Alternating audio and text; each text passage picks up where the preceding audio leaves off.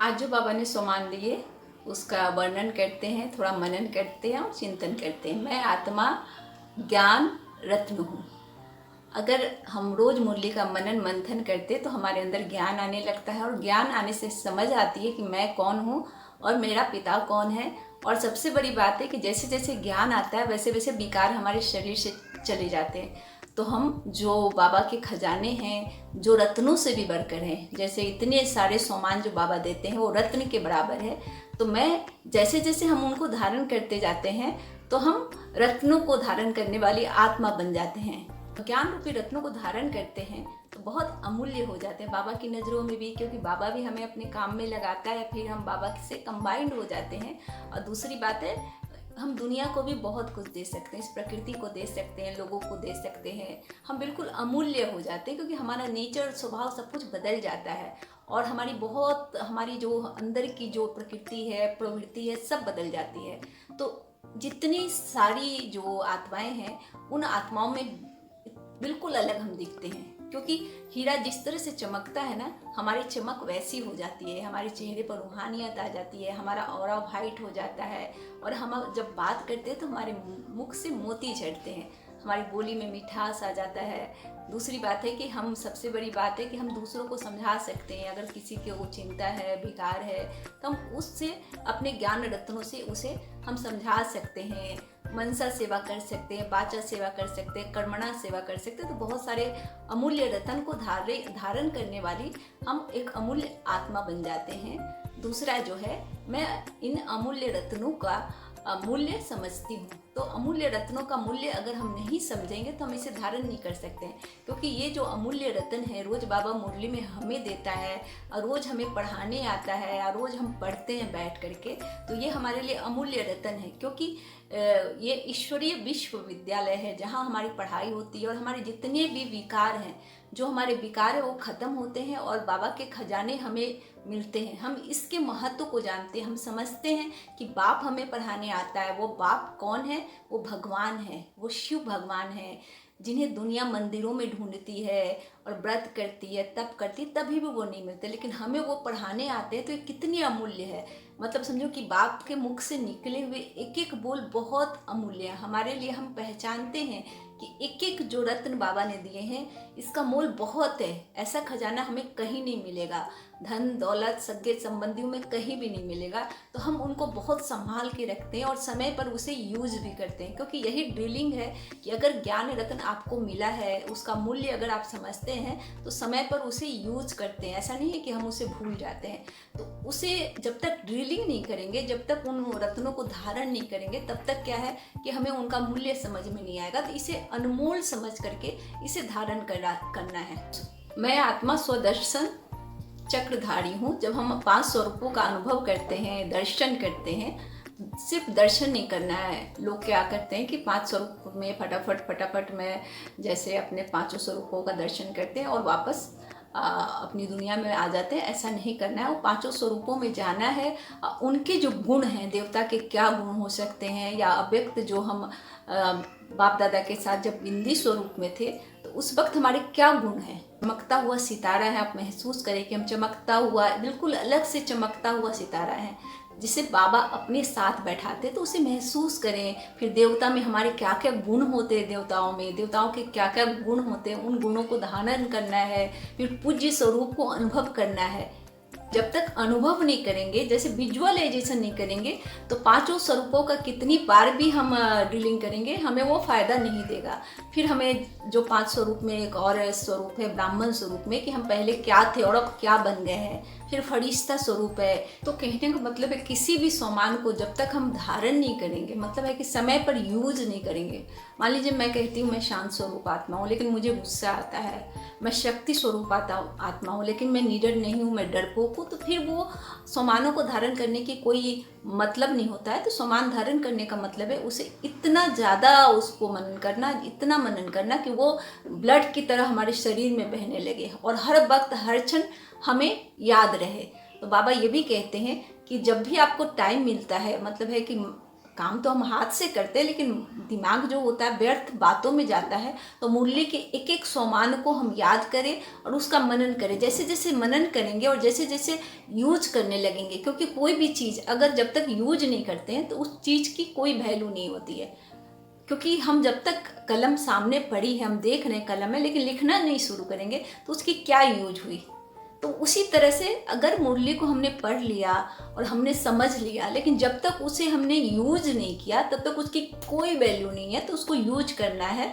तो स्वदर्शन चक्र में हमें अपने आप को उन पांचों स्वरूपों में स्थित करना है और देखना है कि वहाँ क्या क्या होता था। एक एक चीज़ को विजुअलाइजेशन करना है कि कैसी दुनिया है, कैसे हमारी पूजा हो रही है, कैसे हम एकदम फरिश्ता स्वरूप में आ गए हैं। तो अलग अलग स्वरूपों में जा कर के और उसकी ड्रिलिंग करनी है। फरिश्ता स्वरूप का भी जो वर्णन किया है, पांचों स्वरूप में एक फरिश्ता स्वरूप है। मैं आत्मा फरिश्ता स्वरूप हूँ। तो फरिश्ता का मतलब होता है बिल्कुल लाइट हो जाना। कैसा आपने देखा होगा कि एंजल्स जो होती है उनके दो पंख होते हैं, दोनों पंख और बिल्कुल वो वाइट होती है, उनसे एक शरीर से बिल्कुल अद्भुत रोशनी निकलती है, अद्भुत। आप ब्रह्मा बाबा का भी फोटो देखते होंगे कि वो फरिश्ता बन गए, एंजल बन गए। तो हम जब एंजलिक गुणों को धारण कर लेते हैं, मतलब देने वाली आत्मा बन जाते हैं, एकदम पवित्र बन जाते हैं, हमारे अंदर इतनी शक्ति आ जाती है कि सबके दुखों को हम दूर कर सकते हैं। तो उस तरह से फिर हम एंजल रूप को जब धारण करते हैं तो फरिश्ता स्वरूप बन जाते हैं। मतलब फरिश्ता के गुणों को जब धारण कर लेते हैं, हमारे अंदर के विकार खत्म हुए, फरिश्ता के जो जो गुण होते हैं उनको धारण किए, तो मैं आत्मा फरिश्ता स्वरूप हूँ। उसके बाद मैं आत्मा समर्थवान हूँ। समर्थवान कब इंसान होता है? क्योंकि आज की जो सिचुएशन है, हम अपने आप को बहुत दुर्बल समझते हैं, समर्थ नहीं समझते। हर जगह अपने विकारों से ऐसे हम अटैच हो जाते हैं कि हमें लगता है कि यही सच है, यही सच है, डर ही सच है, एंजाइटी सच है, डिप्रेशन सच है, लड़ाई झगड़ा, उसके बाद किसी से ईर्ष्या, यही सच है। लेकिन यह सच नहीं है। ये सब हमारे ऑक्युपाई किए हुए संस्कार हैं। हमारे अमूल्य जो संस्कार है वो है कि हम शक्तिमान आत्मा है, मास्टर सर्वशक्तिमान आत्मा है। क्योंकि हमें बाबा से इतने खजाने, इतने गुण मिलते हैं कि हम अपने आप में समर्थवान महसूस करने लगते हैं। क्योंकि ज्ञान मिलने से हमारे अंदर की जितनी भी कमियां हैं वो दूर होने लगती है, हमारे अंदर का डर खत्म हो जाता है और हमारे अंदर ऐसी शक्ति आ जाती है, ऐसी शक्ति आ जाती है हमारे अंदर कि हम अपने आप को बहुत ज़्यादा समर्थवान समझने लगते हैं। हमें लगता है कि हमें किसी की ज़रूरत नहीं है, क्योंकि बाबा हमारे साथ है। बेसिकली क्या होता है, जब तक हम बाबा को साथ नहीं रखते, हमें लगता है हमें इसकी ज़रूरत है, हमें इसकी ज़रूरत है, हम इन चीज़ों के बिना नहीं रह सकते, हम इंसान के बिना नहीं रह सकते, हम धन के बिना नहीं रह सकते, हम शोहरत के बिना नहीं रह सकते। तो ऐसे क्या होता है ना कि असमर्थ हो जाते हैं, हम दूसरों के भरोसे हो जाते हैं। लेकिन जैसे ही हम भगवान को अपनाते हैं, अपना साथी बनाते हैं, तो बहुत समर्थवान हो जाते हैं। क्योंकि हमें लगता है कि बाबा है ना, जब बाबा हमारे साथ है तो हमें किसी की क्या ज़रूरत है। और ये सच्ची बात है, अगर बाबा को अपने साथ रख लेते हैं तो हमें फिर किसी की ज़रूरत नहीं होती। क्योंकि हमारा हर काम बाबा देखते हैं, हमारी हर बात बाबा पूरी करते हैं, हमारे शरीर को निरोग कर देते हैं, हमारे अंदर के विकारों को ख़त्म कर देते हैं। तो एक बाबा के रहने से हमें बहुत ज़्यादा समर्थी मिलती है और हमें लगता है कि हमें और किसी की ज़रूरत नहीं है। हम देने वाली आत्मा बन जाते हैं। पहले हम लेने वाली आत्मा होते हैं, लेकिन जैसे ही समर्थवान बनते हैं हम देने वाली आत्मा बन जाते हैं। हमें लगता है हमें देना है क्योंकि मेरे पास बहुत है। हमेशा ये बात रहती है कि मेरे पास बहुत है, क्योंकि बाबा नित्य नए इतने सामान देते हैं, इतने सामान देते हैं, इतने खजाने देते हैं कि हम भरपूर हो जाते हैं। जैसे जैसे भरपूर होते चले जाते हैं, हम समर्थवान होते चले जाते हैं और दूसरों को देना शुरू करते हैं। हमें लेने की भावना हमारी खत्म हो जाती है, हम शांत स्वरूप हो जाते हैं, हम सुख स्वरूप हो जाते हैं, हम निडर हो जाते हैं, कॉन्फिडेंट हो जाते हैं। बहुत सारी जो हमारे अंदर धारणाएं आ जाती है, बहुत सारा हमें कॉन्फिडेंस आ जाता है। तो ऐसे में हम समर्थवान महसूस करते हैं। मैं आत्मा तीव्र पुरुषार्थी हूँ। तीव्र पुरुषार्थी का मतलब होता है जब हम बिल्कुल आत्म स्वरूप में स्थित हो जाते हैं, हम खुद को आत्मा के सिवाय कुछ नहीं समझते हैं। हमें लगता है ये दुनिया ड्रामा है, यहाँ के लोग जितने भी हैं हमारे को एक्टर है। और साथ में हम ये समझते हैं कि हम बिंदी स्वरूप हैं और यहाँ से कभी भी हमारा बुलावा आ सकता है। हम इस दुनिया में रह रहे हैं, जो दुनिया हमारे लिए रंगमंच है और हम यहाँ मेहमान हैं। हम जब मेरा रोल ख़त्म हो जाएगा, जब मेहमानबाजी ख़त्म हो जाएगी, हम वापस अपने घर परम धाम चले जाएंगे। तो तीव्र पुरुषार्थ तभी हो सकता है जब हम बिल्कुल मतलब ज्ञान को धारण करके और बाबा के प्रेम में इतने ज़्यादा मग्न हो जाए कि हर कर्म करते हुए कर्मातीत स्थिति में स्थित हो जाए। तभी तीव्र पुरुषार्थी का मतलब होता है कि कोई भी विकार हमें एक पल के लिए भी हमें तंग ना करे। हम बिल्कुल अनोखी दुनिया में रहे, रूहानी गुलाब की तरह। जैसे यहाँ इतने कांटे हैं, लेकिन उन कांटों के बीच रूहानी गुलाब बन के रहेंगे और हमेशा अपनी बाप की याद में रहेंगे। तभी हम तीव्र पुरुषार्थी कहते हैं, तभी हम तीव्र पुरुषार्थी बनते हैं। तीव्र पुरुषार्थी का मतलब होता है जब आपके अंदर इतना पुरुषार्थ आ जाता है कि आप दूसरों की दुनिया भी बदल सकते हैं। जैसे अपनी दुनिया तो आप बदले, अपने विकार तो आपने खत्म किए, और दूसरों के भी विकार आप खत्म कर सकते हैं। मतलब दूसरों को भी इतनी खुशियाँ दे सकते हैं, दूसरों के जीवन में आप बहुत कुछ दे सकते हैं। शुभकामनाएं, भावनाएं, जैसी आपके अंदर बस देने की भावना आ जाती है, लेने की भावना नहीं रहती है। और आप अपनी दुनिया में नशे में चूर रहते हैं कि मेरे पिता है और मैं पिता के साथ कंबाइंड रूप में इस विश्व का कल्याण कर रहा हूँ। तो ऐसे में तीव्र पुरुषार्थी आप महसूस करते हैं और बहुत ज़्यादा आपको शक्तियाँ प्राप्त हो जाती है। आपका तीसरा नेत्र खुल जाता है, ज्ञान रत्नों से आप सज धज जाते हैं। बिल्कुल एक ऐसे फरिश्ता बन जाते हैं कि जो अलौकिक रूप में अपने चमकता रहता है। एक ऐसा चमकता हुआ सितारा बन जाते हैं जो दूर से जिसकी चमक दिखाई पड़ती है। मैं आत्मा सदा विजयी हूँ। तो ऐसी आत्माएं हमेशा विजयी होती, उन्हें कभी हार नहीं होती। जो तीव्र पुरुषार्थी होते हैं, जो बाप को हर पल हर क्षण साथ रखते हैं, जो भगवान को हर पल हर क्षण साथ रखते हैं, तो कभी भी ऐसा हार ही नहीं सकते। ये एकदम आप गांठ बांध लो, क्योंकि जीवन में हार तो फिर एकदम गायब ही हो जाती है। हमेशा हर चीज़ में सफलता, क्योंकि हमारा काम भगवान देखता है। अगर भगवान जिस काम को देखेगा तो वह काम में हार कैसे हो सकती है। तो इस चीज़ को हमेशा ध्यान में रखें, इस बात को ध्यान में रखें कि भगवान मेरा साथी है। अगर भगवान मेरा साथी है, मेरा पिता है, तो ऐसी स्थिति में हार की कहीं गुंजाइश ही नहीं है। हम बिल्कुल निर्विघ्न हो जाते हैं, हम विघ्न विनाशक हो जाते हैं, क्योंकि हमारे आगे विघ्न ठहर नहीं पाते, सिचुएशन ठहर नहीं पाती है। हर सिचुएशन में हम बिल्कुल न्यारे होते हैं, हर सिचुएशन में हम अपने आप को बहुत शक्तिशाली महसूस करते हैं। हम दूसरों के भी विघ्न विनाश करने लगते हैं, क्योंकि हम विघ्न विनाशक बन जाते हैं। एक सम्मान ये भी है जो बाबा ने दिया हुआ है।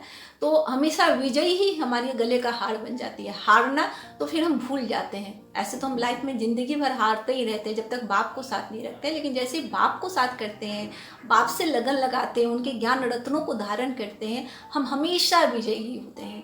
तो ये चीज़ हमेशा ध्यान में रखें कि जितना ज़्यादा बाप के नज़दीक रहेंगे, जितना उन कर्मातीत अवस्था में रहेंगे, आत्म स्वरूप में रहेंगे, सफलताएं हमारे कदम चूमती रहेगी। तो मैं सफलता मूर्त आत्मा हूँ।